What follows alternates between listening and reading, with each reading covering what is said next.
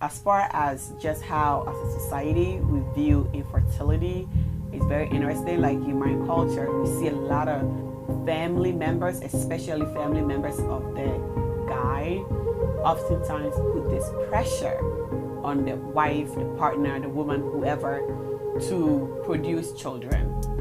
And men are actually encouraged to sometimes step outside of the marriage or the relationship to try to produce with a different mate. Chat Over Popcorn starts now. Welcome back to Chat Over Popcorn, where the conversations run deep. My name is Angela Ansa, your host for the show. Tonight we are bringing our conversation on infertility to an end. We have been having several discussions with Shannon Kern, who have lost her battle with infertility. And tonight we are going to wrap up the conversation on the impacts that infertility had on couple, the struggles, how couples can cope, and we would also discuss how individuals can really engage in self-care and self-love and any resources available for individuals and couples to cope. So, Shannon, welcome back to Chat Over Popcorn. Thank you. Thank you. I'm glad to wrap it up with you today. I can't believe our conversation is coming to an end, but I know today will not be the last time I talk to you. There are many important topics out there that we need to discuss in the future. So Shannon, obviously you were not trying to make a baby by yourself, right? You have a partner, Alvin. So tonight I want us to get into just the impacts your journey with infertility have had on your relationship, the good, the bad, and the ugly.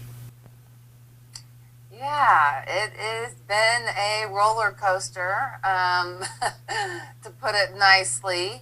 So I've been with Elvin, my partner, for over 4 years now. And so, of course, at the beginning, we were very excited about, having our own family. And, here I've been a working class woman. I have, worked all the way through degrees, putting myself through school and building a career and, being very careful about, even going from relationship to relationship in my past. I've always been very careful about my birth control because I wanted to make sure that having children in a family, to me, and I know it may be different for everyone, it was something that I wanted to be very intentional, and I wanted to be as prepared as possible. And so I also wanted, a partner. Of course, I was hoping to find my soulmate, but realizing, how likely is it? And so I wanted the right partner. I wanted the right father. I wanted the right person who would do these children's justice, And so I got so excited when I met Alvin. I knew right away that he was the one I wanted to spend the rest of my life with. I just knew it. As I'm just feeling all these feelings for the first time, I've never been this excited before. I'm like, okay, I'm ready. I'm still young, early 30s. I've got plenty of years ahead of myself to develop this family that I had always envisioned. I have a vision board, and these children were on my vision board. And so I'm very good about manifesting what I want in my life by hard work and dedication. And unfortunately, it's not so much hard work and dedication that get you pregnant. So I knew I was having a problem, but I was still very hopeful when I met Elvin. And so he was there with me. He went to appointments with me just as I was getting all my testing done. And he was even a champ when he went to the hospital with me to have my uterus surgery, the first one, so that I would be able to have babies. And that was precious to me. Mm-hmm. Him just being there in it, throwing himself in it with you. Like, it very easily could probably feel like a woman's battle, if you will. But he was so into it, and I was very lucky for that. And that just showed who I was with. Like it meant a lot to me. So it was also a very great learning process. And this journey it feels like never ending, although I feel like I was able to have some sort of peace and closure this year after my hysterectomy.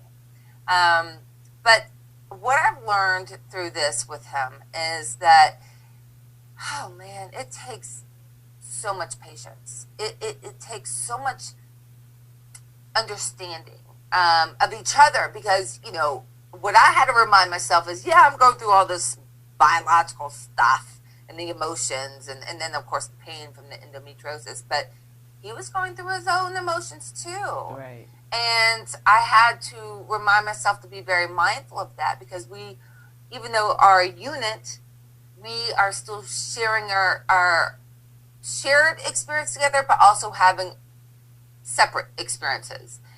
And it's really tough trying to navigate through that. I'm just glad he was able to have children in a previous marriage. I'm glad he was able to get that, because he's an excellent father, and that's what I was so excited about. But I'd say patience and unity. Like he and I became very close, and I realized I have seen marriages kind of fall apart and disintegrate after infertility. I've seen them get stronger. And so I wanted to always make sure, when I was building my very specific support system to get through this, I was packing women who had gone through similar things as me.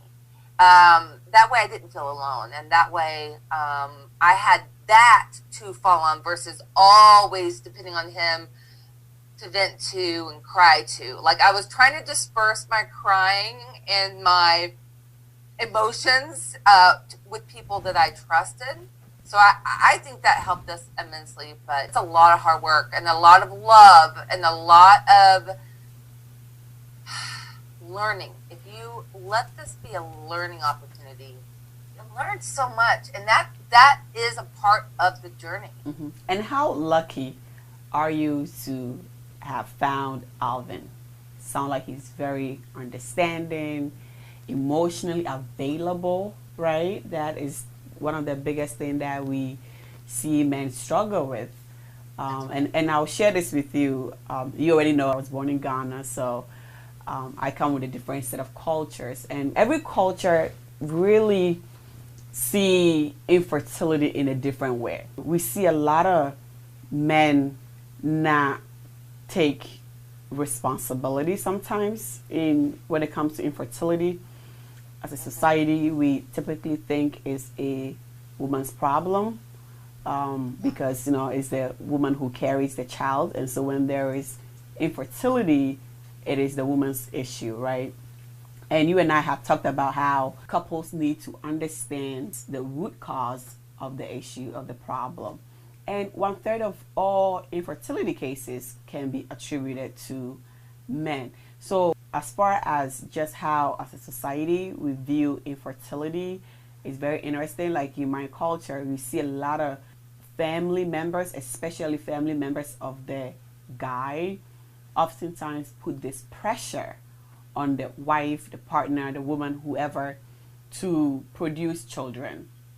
And men are actually encouraged to sometimes step outside of the marriage or the relationship to try to produce with a different mate. I'm just very happy for you that Alvin is right there with you, was present when you were going through the hysterectomy, your appointments, all of these emotional journey that you had to travel that sometimes was very isolated to your own experience. And even though to hear that he was there with you, and you mentioned how marriages fall apart, that's one of the consequences of infertility, is that whole marriage discord, right? And yes, a lot of divorce come out of infertility, but as a society we need to understand it's like somebody being diagnosed with some other medical condition, because that's what it is. Right. It's a medical condition. Right. In your case, it was a medical condition that eventually led to you making the ultimate decision to go through that hysterectomy.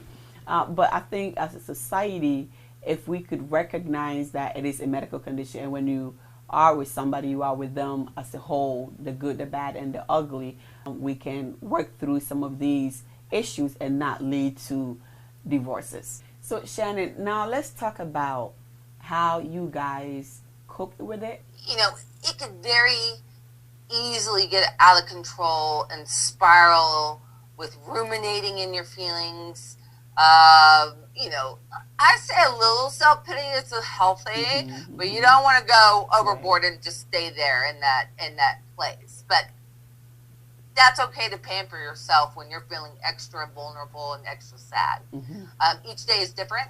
Some days you'll be perfectly fine. Some days it's so tough. It's hard to even get through the hours at a time. So I, again, ask myself, what do I need today? What do I need right now?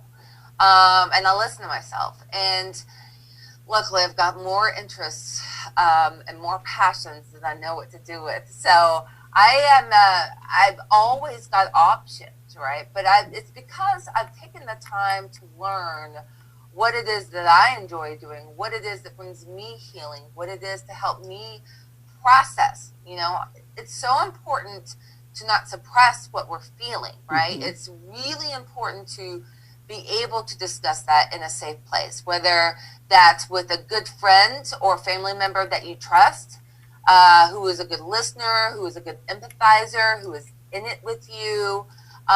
Or I'm still in therapy for this, and I'm so thankful because my therapist is a saint. I am still on antidepressants, and although that might not be the right thing for everyone, I'm thankful for it with a psychiatrist, but so thankful for the resources I have available to me. Now, furthermore, I meditate often and pray. I love to write, so I journal. If I could play music, I would, but I'm not gifted. But sometimes I listen to music. If I was an artist, I would create art.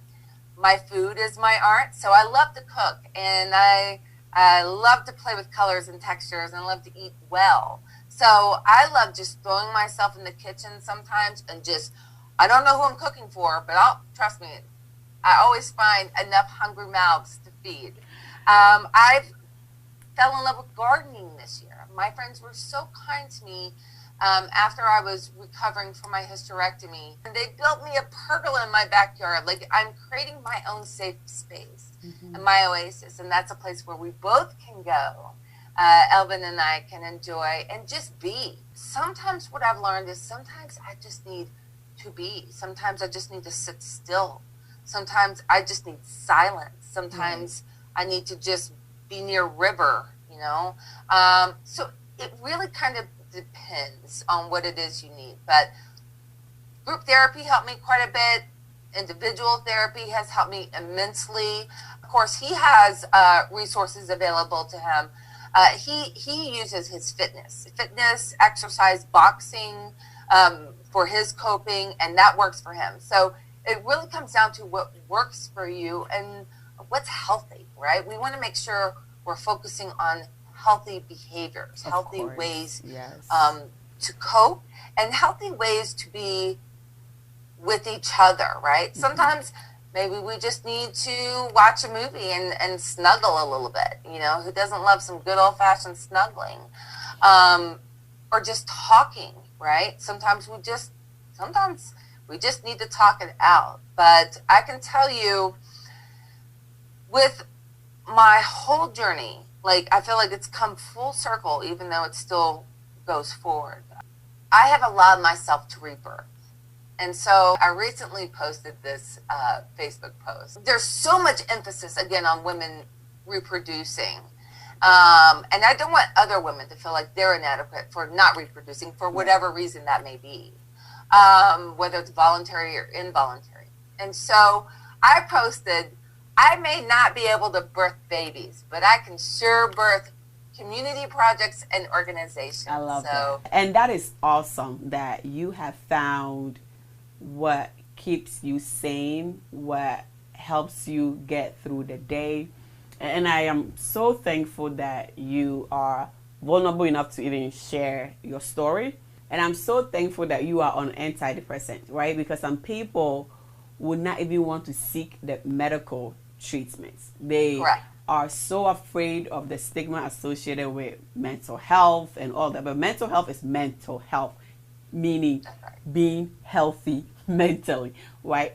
Whatever way you achieve that, by all means do it. And I like how you talked about journaling or even gardening, doing all of these things that allow you to not sit down and feel sorry for yourself and just, mellow in your own emotions and finding, like you said, healthy habits, healthy ways to get through it. Because people can easily turn to some types of other addiction, alcohol, drugs, whatever, anything to give them that temporary relief, right? That feel good moments, instant gratification, without really looking at healthy behaviors to get through it. So Shannon, I thank you so much for feeling safe enough to be, again, vulnerable with your story, trusting this platform to be the platform that help tell your story, and through your story inspire many people out there who are going through exactly what you are going through. So I thank you. I love you so much for doing this, for doing this. And if you were here, I would give you a big hug, but I'm sending you lots of love to Colorado. I am hoping that we can meet in person in a very near future. Thank you so much. And guys, look, let's learn a lot from Shannon's story. She walked us through what her journey has been like personally with her partner, and just as a society, what we can do to destigmatize infertility, to not judge women who are unable to have babies for whatever reason, how we can really create a more compassionate society, how we can empathize with people who are just struggling so people don't feel alone. Because this is a very sensitive topic. It's a very sensitive issue that leads to a lot of mental health issues. And I'm so thankful that Shannon and her partner have been able to rise above the dark days, and she is a ball of energy. Listen, she's an array of sunlight, and I love her so much. So Shannon, thank you. Oh, thank you. I know your story is going to be so impactful and change many lives, and I bless God for your life. So I am looking forward to having you back on Chat Over Popcorn and talking about other important, sensitive. So if you are enjoying these conversations and love to see Shannon come back, let us know. Put a comment in, share her video, and follow us on Facebook and Instagram, and subscribe to our YouTube channel. Again, remember, our truths are best lived when we dare the moment. Until next time, take care, guys. Thank you for watching this episode. To continue with the conversation, subscribe to our YouTube channel and click the bell or notification button to be notified every time new videos get uploaded. Also, click thumbs up to like the video and follow our Instagram and Facebook pages to catch up on all the conversations.